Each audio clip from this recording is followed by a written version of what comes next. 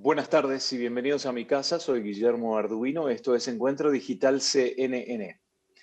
Claro, estamos en etapa de plena vacunación, por lo menos, al menos en las noticias, ¿no? En Estados Unidos avanza bastante rápido, aunque hay reclamos porque no se cumplen con las pautas previamente establecidas.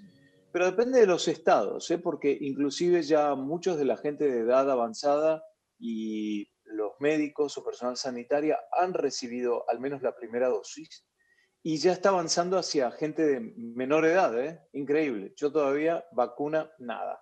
Pero bueno, estamos esperando. Vamos a hablar con Claudia Vaca González, que es docente de la Universidad Nacional de Colombia, es farmacoepidemióloga y es miembro del grupo de farmacovigilancia de la Organización Mundial de la Salud. Está con nosotros desde Bogotá. Claudia, bienvenida, ¿cómo estás? Un gusto estar con ustedes. Bueno, yo recién decía algo claro y que tiene que ver con la información, ¿no? Porque en realidad yo fui al médico hace un tiempo para un chequeo general y me preguntó, bueno, cuando recibamos la vacuna, ¿a usted le interesa que le avisemos para...? Sí, sí, por supuesto, especialmente la de Moderna, porque yo soy alérgico, entonces, bueno, sí, sí, pero estoy esperando el llamado, el llamado. En realidad la información no es clara. ¿Y esto es un problema a nivel global o restrictivo a algunos países? Bueno, es un asunto que todos estamos viviendo porque es cierto que cuando las vacunas llegan no se puede vacunar a todo el mundo al mismo tiempo. Así que hay unos criterios que se han establecido de priorización. Y esa priorización se tiene que basar en razones exclusivamente de salud pública y epidemiológicas, y esto significa que tendría que vacunarse primero a los que tienen más riesgo de muerte y de complicaciones, ya sabemos que son los mayores de 65, 80 años, aquellos que tienen comorbilidades como hipertensión, diabetes, obesidad, y después de manera paulatina y escalonada se va cumpliendo la cobertura de otros grupos poblacionales, teniendo en cuenta que en todo caso todo el planeta decidió priorizar a los trabajadores de la salud. Entonces, con esos dos grupos ya es un reto grande que se garantice la cobertura. Nosotros, por ejemplo, en Colombia no hemos iniciado la vacunación, pero otros países como Ecuador, como Chile, como Argentina, en América Latina, han decidido empezar por estos grupos, trabajadores de la salud y mayores de 80 años. Posiblemente en julio estaremos hablando de esos otros grupos que pudieran tener menos riesgo y que van a ser citados para su vacuna. Agreguémosle a esta conversación dos elementos. Uno, el tema de la politización de la vacunación y por otro lado, la parte económica, porque evidentemente hay intereses creados, hay laboratorios que mantienen en forma confidencial los acuerdos con distintos países y hay países que pueden pagar más que otros, ¿no? Evidentemente por una situación económica, etcétera. Entonces, ¿cuánto juega en esto la posibilidad? Porque acá tenemos que estar todos vacunados para poder lograr la inmunidad global. De nada sirve que un país esté inmunizado cuando hay otros que no. Entonces, ¿cuánto de la politización del mensaje está complicando la vacunación? Pues la verdad es que la politización y la economía es la que está dominando la estrategia de vacunación. Hasta el momento, el 90% de las dosis aplicadas se han hecho en países ricos que a su vez compraron de manera anticipada más del 50% de la producción de las vacunas que estaban disponibles. Con esa compra anticipada, inmediatamente se produjo una inequidad que estamos sufriendo los países del sur, los países más pobres. La disponibilidad de las vacunas ya era escasa antes de que estuvieran desarrolladas y producidas, y ahora que ya inició la vacunación en los países ricos y que algunos países que habían cerrado acuerdos de compra de Latinoamérica entre octubre y diciembre están sufriendo un asunto que no es menor, un problema que no es menor, y es que estas empresas, sobre todo las que tienen base en Occidente, sobrevendieron sus capacidades de producción y hoy no hay ni para los ricos suficiente. Europa en este momento está amenazando con bloquear las exportaciones y para los pobres definitivamente no hay. África no se ha repartido ni una sola dosis y en América Latina menos del 1% de las dosis que se han distribuido hasta el momento. Bueno, pero si la politización del mensaje o la política y la economía entran a jugar también, hay otros laboratorios dignos y efectivos como los de Occidente que también pueden ayudar en esto y cubrir ese agujero. Por ejemplo, hablemos de Cuba, China, Rusia, ¿no? La vacuna Sputnik V que es la que Argentina por lo menos ha hecho un acuerdo para llevarla, podría cubrir ese espacio también, ¿no? Pero la verdad es que en el comercio internacional, en particular en el tema de medicamentos y biológicos, pensar en garantizar una inmunización amplia en el planeta no podría hacerse sin esos países de los cuales se estaba hablando ahora. Rusia tiene instalada uno de los institutos que lleva más de 100 años produciendo biológicos, que es el Instituto Gamaleya. Argentina tomó la decisión de acceder a esa vacuna y ya es el país de América Latina con más dosis aplicadas por 100.000 habitantes. Lo mismo pasa con Brasil, decidió acceder a la vacuna rusa, y Brasil mismo había hecho una alianza con China, con este laboratorio Sinovac, que tiene un desarrollo de base biotecnológica con muchísima tradición, y arrancó ya su vacunación. Colombia y otros países voltearon rápido a mirar a Asia y empezó a comprar unas poquitas dosis de Sinovac. Hoy anunció que se va a meter en la negociación con Gamaleya, que fue en alguna medida el plan B que tenía Argentina bien establecido y que le permite hoy decir que alguna porción de su población está siendo vacunada. Claro, porque las cifras, yo veía el otro día, Argentina llegó una partida original de decenas de miles, ahora llegaron 200.000 más, pero es un país que tiene 45 millones de habitantes. Por lo tanto, necesita 90 millones de vacunas. A este ritmo, en el 2021 no habremos cubierto la inmunidad global. ¿Qué pasa con los países del primer mundo? ¿Sí habrán llegado a cubrir esa inmunidad hacia final de... No, la inmunidad. ¿Habrán llegado a cubrir a todos sus pacientes, habitantes con la vacunación hacia fin de 2021 o no? Posiblemente logren por lo menos el 70% de su población, que es lo que se busca para garantizar que se logre una inmunidad de rebaño. Pero incluso esa meta, que es la que, digamos, a la que apostaron comprando por anticipado, está en juego.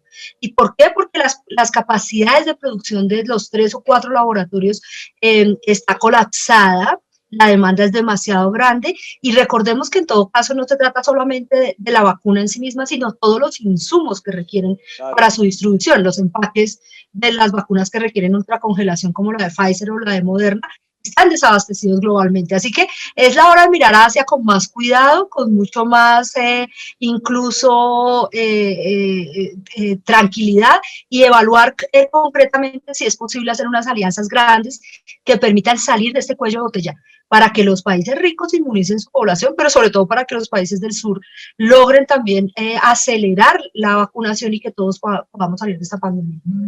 Quiero cerrar un poquito el comentario de la vacuna china, rusa, etcétera. Yo pienso que es ridículo, ¿no? Que cuando nos vamos a dar la vacuna de la influenza, nadie pregunta dónde se hace la vacuna. Yo me la di, pero años hace que me doy la vacuna contra la influenza y la gripe. Y nunca me preocupó decir, a ver qué es, hecho en China, hecho en Rusia, ¿dónde? Entonces ahora, ¿por qué tanta paranoia con que una vacuna se hace en Rusia, China, Cuba o se hace en Alemania? Me parece que ahí está el tema de la politización, ¿no? Nuevamente con respecto a esto. La ciencia es la ciencia, y aunque haya una cuestión de problema de transparencia de por vida con China, Rusia, etcétera, que es cultural y geopolítico, a diario podemos estar expuestos a eso y no nos preocupa. Eso por un lado. Por el otro, es importantísimo ver cómo al principio no había mascarillas porque la demanda fue tal, y ahora sí se salió de ese agujero, de ese, ¿cómo le llamaste a lo de la botella? Un cuello de botella. Cuello de botella. Sí, yo tengo una versión un poco más ordinaria, por eso no me animé a decirlo. Cuello de botella. Pero en ese momento lo teníamos y se logró solucionar. Es más, para demostrar que en realidad es multidisciplinario, en Estados Unidos están ahora trayendo médicos jubilados, enfermeras jubiladas, personal sanitario jubilado, le están pidiendo que por favor se pongan a disposición de los centros de vacunación para hacer más rápido el proceso de vacunación, lo cual dice que hay una cuestión de recursos humanos también importante, ¿o no, Claudia? Pero por supuesto, nosotros estamos en un problema de la humanidad. Deberíamos poner a todas las capacidades instaladas, logísticas y de producción al servicio de la humanidad. Deberíamos poner a todos los profesionales de la salud y la infraestructura hospitalaria en la misión, que se llame Misión Vacunas, una misión humanitaria de la humanidad para garantizar que todos salgamos de esto. Y tal vez esto es lo que falta, que no prime la competencia de los acuerdos bilaterales confidenciales y más bien se imponga un modelo colaborativo solidario en una misión vacunas. Te quiero hacer algunas preguntas técnicas, ya que eres farmacoepidemióloga. ¿Eres doctora médica o no? Soy farmacéutica. Farmacéutica. Ok, yo creo que tal vez las preguntas te las puedo hacer también. El hecho de que una persona que recibe aún la primera dosis de la vacuna, en el caso de Pfizer o Moderna, está ciertamente cubierto en un porcentaje importante, aunque haya recibido la primera dosis. Por ahí en su casa, los mismos miembros de la familia no están inoculados porque no es personal sanitario, en el caso de que este sea un médico que vive en esa casa, ¿no? El virus está presente allí, el hijo se contagia, él no se contagia porque tiene la vacuna, pero la esposa sí.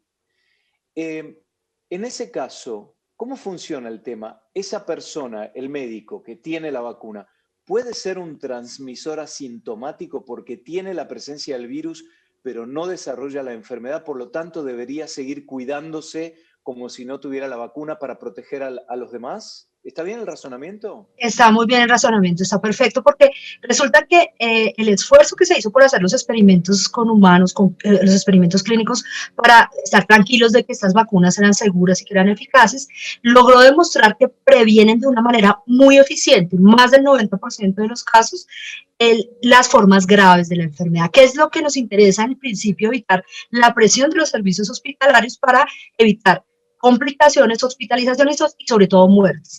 Eso lo demuestra bastante bien estas vacunas, no solamente las de Occidente, sino las asiáticas. Está mostrando que son muy eficientes para prevenir las formas graves de la enfermedad. Pero el tiempo de seguimiento con el que se aprobaron estas vacunas, digamos, no nos permite con certeza decir se bloquea el contagio, es decir, que una persona estando vacunada y teniendo algún tipo de contacto con el virus no transmita a otros ese virus.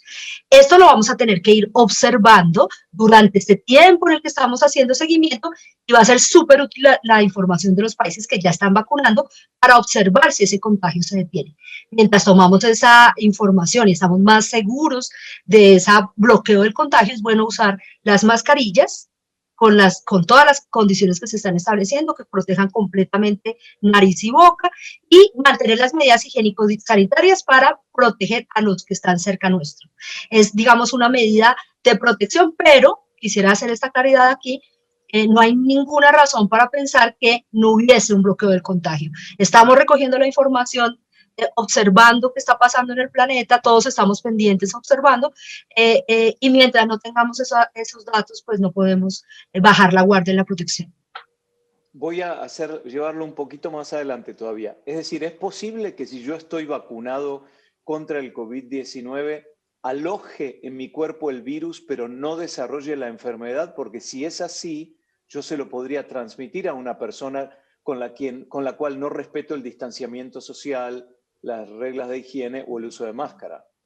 Pudiera ser porque la carga, en principio, se esperaría que una carga viral por contagio en un vacunado no permitiera traspasárselo, transmitírselo a otro individuo. Pero como no hemos podido determinar eso aún y estamos en observación, deberíamos mantener la protección por completo durante un tiempo. Entendido. Está clarísimo lo que está diciendo Claudia Vaca González, ¿no? Es decir, aún cuando estemos vacunados, todavía la ciencia no puede asegurar que no pasemos el virus si es que lo tenemos y en forma sintomática en el cuerpo. Por lo tanto, las medidas de protección para el prójimo deben continuar. Bueno, el 2021 evidentemente ya terminó enero. Hoy es 1 de febrero. Increíble, ¿eh? Increíble. El 2021 entonces probablemente a nivel global no vea la inmunización, ¿no? Posiblemente no suceda no solamente por la velocidad tan lenta en la que estamos haciendo la distribución y la aplicación de la vacuna, sino porque estamos observando y hay que hacer una vigilancia muy fuerte de las variantes del virus. Las variantes del virus pudieran cambiar o bien la velocidad del contagio, algunas de esas variantes, o bien mutar suficiente como para bloquear la efectividad de las vacunas. Así que dentro de las observaciones que hay que hacer y del seguimiento y la investigación está entender muy bien cómo está funcionando las variantes, la adaptación, el virus es bastante adaptativo, y qué tanto eso afectaría la efectividad de las vacunas. Por eso es tan importante vacunarnos de una manera homogénea y equitativa, para evitarle y abrir la puerta a esas variantes del virus justamente. Y Claudia dijo algo importante también al principio, no sé si repararon en ese detalle. Ella dijo para la vacunación para proteger a la gente de la gravedad de la enfermedad. Es decir, todavía se espera que uno, aunque vacunado, pueda llegar a transitar la enfermedad en forma leve, pero no grave que requiere una internación, ¿sí? Tal cual, el objetivo en este momento, digamos, el objetivo en general de la vacunación es reducir la gravedad de los síntomas, la hospitalización y la muerte. Por ahora estamos muy tranquilos de que la vacunación permite evitar las formas graves de enfermedad, las hospitalizaciones y la muerte. Pero las formas leves pueden mantenerse.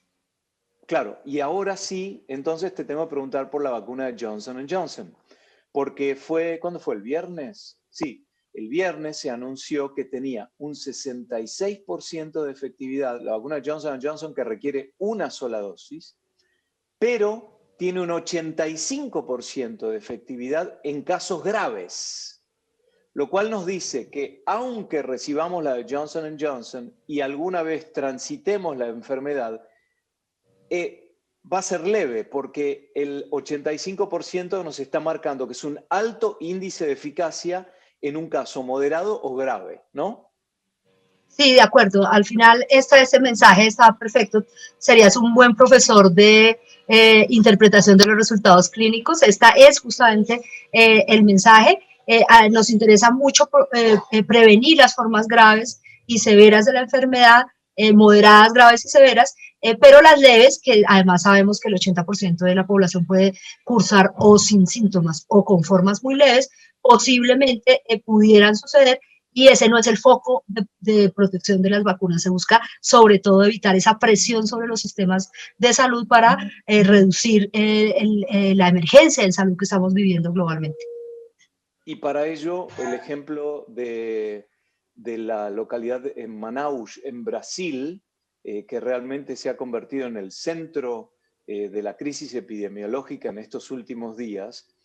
Y esa es la pregunta que te quiero hacer ahora. ¿Por qué algunos lugares tienen ese tipo de brotes tan indiscriminados y violentos que avasallan completamente al sistema sanitario? Pasó en Nueva York al principio cuando poco sabíamos de esta enfermedad. Ahora, a pesar de ser un centro urbano tan importante y tan conectado internacionalmente, Nueva York se logró contener. No así California, que tiene también después, como hace pocas semanas, brotes realmente altos, especialmente en Los Angeles County, ¿no? El condado de Los Ángeles. ¿Por qué pasa que geográficamente algunos sectores tienen esos brotes que no los pueden manejar?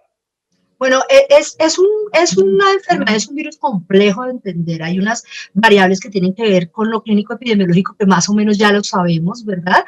Pero hay unas variables sociales de comportamiento, económicas, y que tienen que ver también con aspectos culturales, climáticos y de otra naturaleza, que hacen mucho más impredecible, mucho más incierta el comportamiento. Y cuando existen pocos controles del contagio, población que no sigue los comportamientos y las recomendaciones sobre los hábitos de protección higiénico-sanitarios. Y además hay depresión económica en términos de que la gente tiene que salir a trabajar, no se protege, no tiene acceso a esos elementos mínimos, pues producen estos picos, estas pendientes del contagio, que al final se traducen en sobredemanda de unidades de cuidado intensivo, de personal de salud, de medicamentos incluso, y por supuesto la complejidad de la mortalidad y de la estancia hospitalaria, que es la que nos pone en riesgo a todos. Entonces, hoy, cuando miramos la situación en la que estamos, saliendo de las fiestas de fin de año y episodios que pueden ser aislados, pero de de aglomeración de personas, por ejemplo, los que están de vacaciones, que sienten un poco más de liviandad en cuanto a las medidas porque estamos de vacaciones, en realidad estamos en la playa, bla, bla, bla, y tal vez puede ser un camino de contacto más fácil para el virus para esparcirse. Ya ha pasado un mes prácticamente, ¿no? Pasó un mes desde fin de año. Entonces ahora deberíamos en el mes de febrero, si no hay estos episodios de grupos de gente descontrolados, debería estar más o menos la situación un poco bajo control. ¿Por qué en Estados Unidos estiman que marzo va a ser un mes verdaderamente con brote muchísimo más alto que lo que hemos visto en los últimos meses? Pues hay varias razones. Es cierto que puede bajar el número de casos cuando disminuyen estas probabilidades de aglomeraciones asociadas o bien a las fiestas o bien a algún elemento adicional como las vacaciones o como estas motivaciones a las compras con descuento que pasaron mucho en América Latina y que generaron picos epidémicos que complicaron mucho la situación. Hay otros elementos que pudieran estar explicando esto, posiblemente la presencia de variantes, por eso se está evaluando con tanto detalle y con tanto cuidado la aparición de variantes que pudieran estar acelerando el contagio. ¿Qué quiere decir esto? Que ya no solamente es la variable de la aglomeración, sino que el virus logra una adaptación tal que accede mucho más rápido a las puertas de entrada. Es como si dejáramos las puertas, las ventanas abiertas cuando hay una noche de muchos mosquitos. Si dejas abiertas todas las ventanas, ellos se van a entrar mucho más fácilmente. Entonces, al no haber cuidado antes los comportamientos, hizo que se adaptaran suficiente como para encontrar rápidamente las ventanas abiertas, las puertas abiertas, y logra entrar más rápido, lo cual pudiera explicar los picos de contagio, y es lo que se está estudiando, aún si realmente estas aceleraciones de contagio están asociadas a estas variantes que se han encontrado, en especial en Manaus, en Sudáfrica y en Reino Unido. Y dado que tenemos una conectividad tan alta, esas variantes pasan rápidamente de un continente a otro. Y esas variantes en este momento están, según los laboratorios cubiertas, las vacunas tienen efectividad frente a esas variantes. Lo que pasa es que hay mucha gente que no está vacunada. Entonces, al contraer esa variante, siendo más virulenta, es que se producen los números que estamos viendo. A ver si lo razoné bien. Puede ser esto una de las explicaciones, por supuesto, porque al no tener a toda la población vacunada, esa es la razón más importante para mantener la protección cuando aún yo me vacuné, tengo que mantener la protección porque los demás no están vacunados. Al estar las puertas abiertas y yo con un virus que no me está haciendo daño a mí, pero que se lo transmito al otro, si no me cuido y no me protejo, y sabe entrar fácilmente por los agujeros que pueda, pues va a transmitirlo mucho más rápidamente. Justamente esa es la explicación que es valioso entender. También he usado una metáfora que es la de los sistemas de seguridad. Todas las casas, nosotros tenemos unos sistemas de seguridad, las alarmas, las cámaras, para protegernos, ¿verdad?